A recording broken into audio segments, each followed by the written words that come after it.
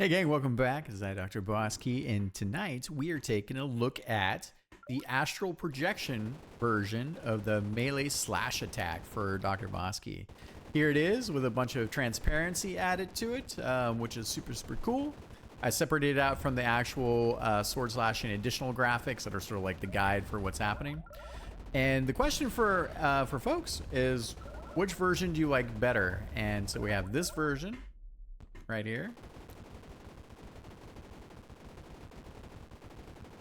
which I'm definitely enjoying. And then we have this version. Let's see here. P2. There we go. And then we have this kind of like cool, like extra glowy astral projection version. Yeah. So the question for you is, which do you prefer? And I'm going to take a look at it here with the bits aligned. So, and now what we have is we have these guys. Actually, I can just, I should be able to just reload this, I think. Reload, don't save. Dimitri, I like where we're at. I was going to give some feedback, but I think the whole thing is there was a bit on the sword side of things. With the shading and looking at each of the individual frames. But I think in all honesty, given that, excuse me, given that we're primarily in motion, your eye isn't going to see it. So, but the feedback would have been looking at the Dr. Bosky version of this particular katana.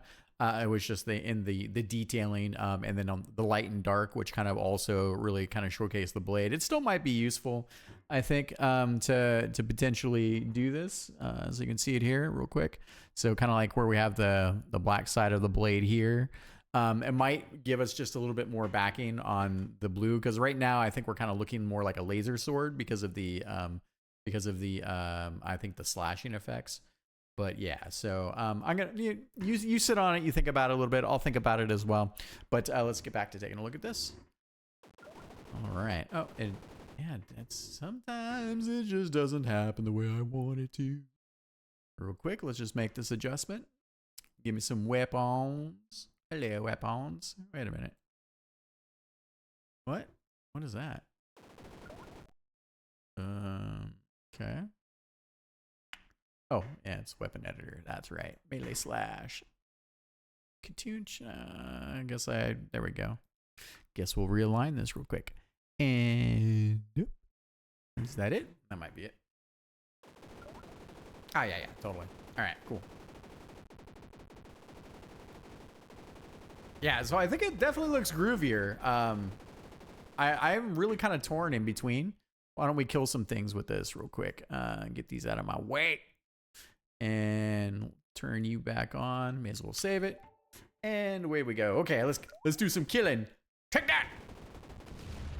Oh yeah. And that. I think the blue definitely complements the blue strikes, or the blue animation frames.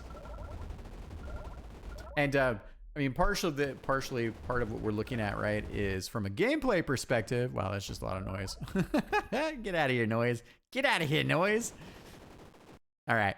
From a gameplay perspective, right, I think part of what we're looking at is I don't want players to think that the melee range on this thing is this big, right? And this is one of the things we have design-wise, is that when you start looking at the visuals, that might be what you think. So that's why we kind of have this reinforcement of essentially the inner sword slashing bits.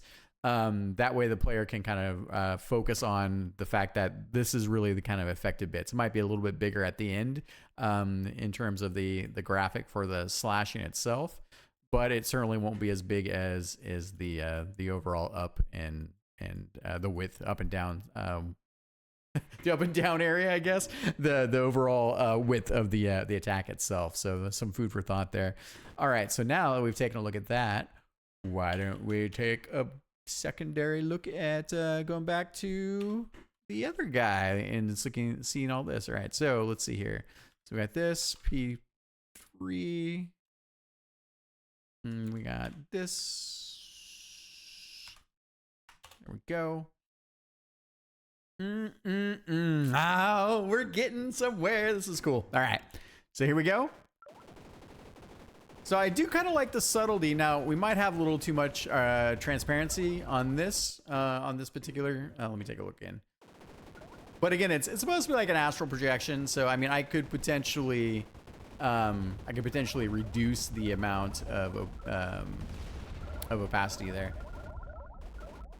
But it's also, I don't want the visuals to get so far in the way of everything that it becomes very hard to see. That's why I also like when you're shooting guys close range like this, you need to still have an idea how close the enemy is into you, because otherwise, if you're covering it up with a bunch of like bullet effects, is basically what these are, then you're going to get hit more often than not. And I certainly want to, you know, that's a point of consideration.